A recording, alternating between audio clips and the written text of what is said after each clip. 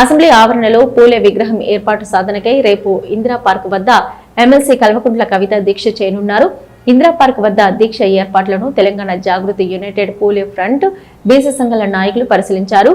ఈ సందర్భంగా UPF co convener Bolla Shivashankar మాట్లాడుతూ అసెంబ్లీ ఆవరణలో పూలే విగ్రహం ఏర్పాటు చేయాల్సిందే అని డిమాండ్ చేశారు. ఈ నెల 11న పూలే జయంతిలోపు ప్రభుత్వం స్పష్టమైన ప్రకటన చేయాలని, లేదంటే ఎమ్మెల్సీ కల్వకుంట్ల కవిత నాయకత్వంలో పోరాటాన్ని ఉధృతం చేస్తామని హెచ్చరించారు. బీసీల ఆత్మగౌరవ ప్రతీక అయిన పూలేని ప్రభుత్వం విస్మరిస్తే ఊరుకోమని హెచ్చరించారు. బీసీల ఆత్మబంధువు పూలే విగ్రహం చట్టసభల్లో ఉండాలని, రేపటి దీక్షకు వేలాది మంది ప్రజలు తరలి రావాలని పిలుపునిచ్చారు. బీసీల అంశాలపై ఇప్పటికే జిల్లాలో రౌండ్ టేబుల్ సమావేశాలు నిర్వహించామని, అసెంబ్లీలో పూలే విగ్రహం ఏర్పాటు చేయడంతో పాటు కామారెడ్డి డిక్లరేషన్ ను సంపూర్ణంగా అమలు చేయాలని, బీసీలను మోసం చేస్తే ఊరుకునే ప్రసక్తే లేదని బొల్ల శివశంకర్ హెచ్చరించారు. విగ్రహాన్ని అసెంబ్లీలో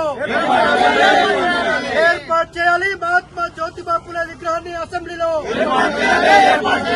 జై తెలంగాణ, జై జాగృతి, జై యూపీఎఫ్. సాధిద్దాం మహాత్మా జ్యోతిబా పూలే ఆశయాలను.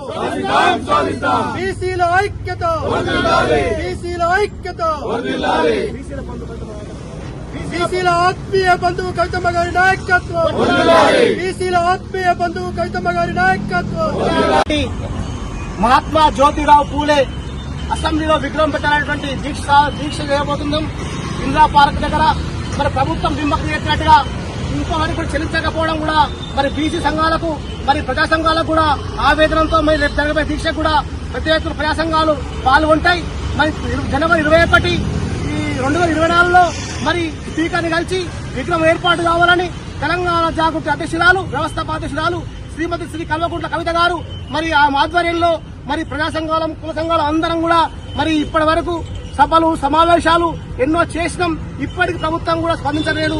రాబోయే రోజుల్లో మరి ఈ విగ్రహాన్ని పూనుకోపోతే మరి ప్రజా సంఘ, కుల సంఘాలుగా, మరి యూపీఎఫ్ నాయకులుగా మరి అందరం కూడా మరి ముక్త కంఠంతో రేపు 1000 మంది దీక్షలో పాల్గొంటాం. న్యాయవాదులు, అడ్వకేట్లు, ప్రజా సంఘ నాయకులు, విద్యార్థి నాయకులు, అన్ని ఓయూ జేఏసీలు గాని అన్ని యూనివర్సిటీలకు వెళ్లి కూడా పెద్ద ఎత్తున తరలి వస్తున్నారు. మరి రాబోయే రోజుల్లో ప్రభుత్వం మెడలు వంచి అసెంబ్లీలో ఏ విధంగా గతంలో అంబేద్కర్ విగ్రహాన్ని సాధించింది కదా కల్వకుంట్ల కవితమ్మ గారు, అదేవిధంగా పూలే విగ్రహం సాధించే వరకు కూడా, ప్రభుత్వాన్ని మెడవంచే వరకు కూడా ప్రజా సంఘ నాయకులందరం కూడా కవితమ్మ నాయకత్వంలో కలిసి పనిచేస్తాం. కలిసి వచ్చే వరకు కూడా మేమందరం కూడా కట్టుబడి పనిచేస్తాం.